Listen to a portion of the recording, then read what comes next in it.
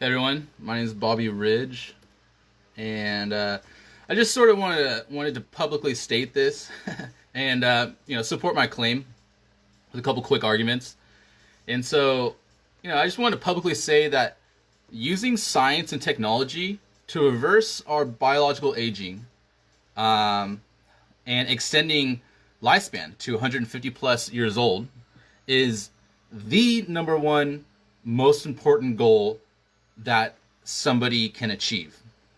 And that goes for not just humans, but also AI. And let's throw in any sort of mammalian intelligence in there. It's the most important goal that we can all achieve, right? And, we might not need to reverse aging. We might just be able to upload our consciousness, right? Or transfer it. But, okay, so living for thousands and millions of years is the most important goal, right? Number one most important. And so why do I think this? Well, let me explain the argument a little bit. I mean, I explained it a little bit already, I guess. But, yeah, I think I explained it enough. Let me see. Extending lifespan. Yeah, it's number one most important goal. Right? Okay, so let me provide some quick arguments. This is just a daily lifespan extension vlog. Or I think I do them 5 days a week now, Monday through Friday. This is a 5. Never mind. Okay, so I'm just gonna do a quick one. It's only gonna be around 10 minutes. And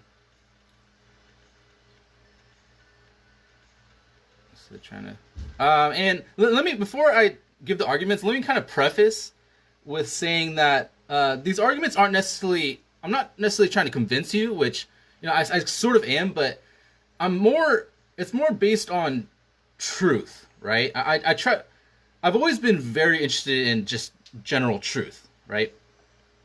For a long time now. And so whenever you hear me make arguments, I'm always trying to come from a perspective of truth.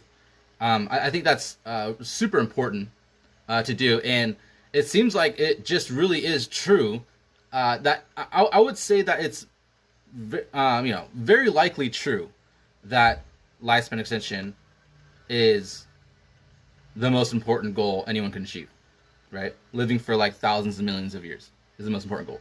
It seems very true. So first, just keeping things basic, there seems to be an overwhelming amount of evidence that there's nothing after we die, right?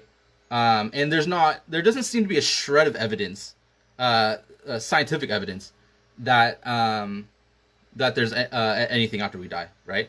So not only is there evidence going against the claim, but there's also no evidence for the claim, right? That there's something after we die. Okay, that's the first thing. Okay, and and look, I would be totally fine if there's something after we die, right? That would be cool. I would want that, right? that would be freaking amazing. To have that safety net, right? That would be. I would really like that. But we really do need some evidence, right? We need some ability to prove that, to be able to articulate to other people, because for many reasons, right? You think that would be obvious, but it's not to a lot of people. And I can go into why it's important to prove things and stuff, and maybe I will, but let me just first say though that if you do believe that something, you're very certain that there's something after we die, and that you would rather achieve death than, having science and technology help us live for thousands and millions of years, in our bodies or transferring consciousness or, just in this universe. And, at least just a couple things, at least spend a couple thousand years with us here, right? Trying to figure out if it's true, right? Debating us or just looking for evidence using all of our different tools for determining truth, right? Just at least do that. Live for a couple thousand years. And then second thing, don't try convincing other people that there's something after death, right?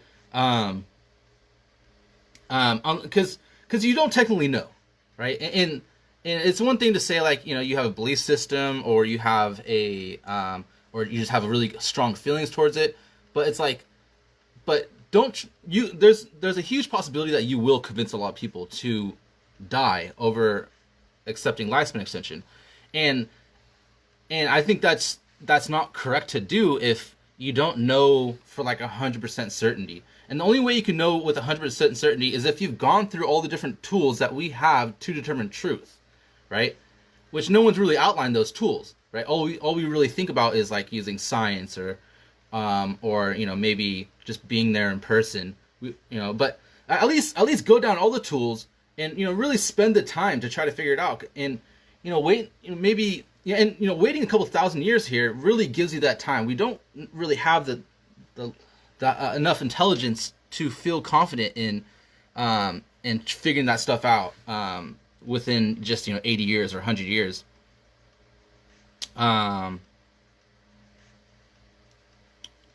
Okay, whatever. So okay, so if there is nothingness, right, after you die, then obviously living. Oh yeah, that's the preface I wanted to have. So when I say reversing aging, extending lifespan, so that means you're extending health span also. That's what I mean by that. That I don't just mean that you're extending morbidity. That's a very important point, right? Because that would be horrible. Imagine you're like bedridden, like horrible pain for another 100 years. You're like 200 years old and you're like decaying. Like that's obviously not what we want, and that's actually extremely difficult to do. It's very difficult to get somebody like you think this would be obvious, but it's not. To try to get somebody to live to like 150 years old or like 200 years old, but having them bedridden and like sick and just like in a bunch of pain for like up to 200 years old, like dude, that would be extremely difficult. It would be so much more easier to just keep them healthy, to reverse their aging and to keep them healthy and to prevent the decay. Because once you start getting sick, our bodies are so complex and we have so many different systems and they all get sick all at the same time, that in order to manage that sickness and keep a level of sickness for like up to 200 years old or 150 years old, like dude, that just sounds like nearly impossible. I remember Dr. David Sinclair is one that said something similar to what I just said, and it really resonated with me. I was like, dude, that really does make sense. Like that would be so difficult to do. He's like, he says himself, he's like, it's just way easier to keep people alive. And it was back in I think 2017 when he gave a talk. He was more open about living to like 150 years old and stuff. He seems to be less open. I mean, I don't know. I don't really watch his talks too often anymore. But I don't know. Okay, Dr. David Sinclair is really cool. He's really great. So, okay. Second, we've lived with illnesses more and various morbidities, extensions of morbidity and pain and suffering and torture. These are all things that have been a part of our lives since we evolved as humans, right? They've been around forever, right? They've been not forever. Don't use the word forever like that, in a bad way. They've been around, right, for 4.2 billion years, right? Well, I don't know if cells don't really experience pain and stuff. So they've been around since we've been able to evolve pain and suffering. So, but recently we've gotten really good at locking it away, right? We lock it away in hospitals and hospice places, and people will just read a quick title on child sex trafficking and it's too uncomfortable conversations or the too inappropriate conversations,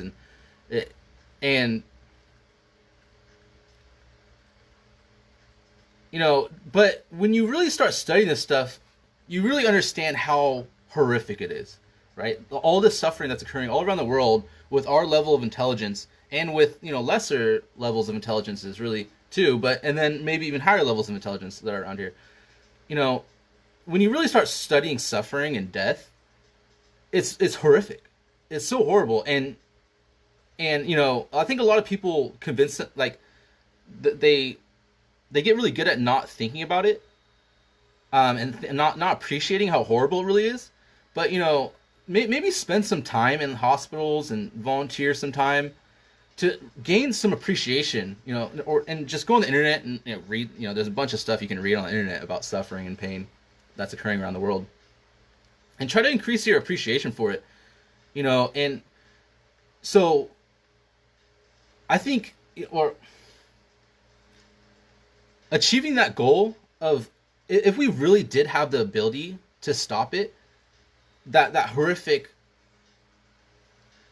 amount of suffering that's happening around the world, every day, that it seems just really obvious, right? It's almost like you barely even had to come up with an argument. But I guess the argument is the feeling of pain and suffering, and that's something that we all will eventually achieve if we don't work on different science and technology that helps us defeat it, right? We will all eventually age and start to decay and suffer from some horrible freaking disease, or suffer from some horrible social interactions.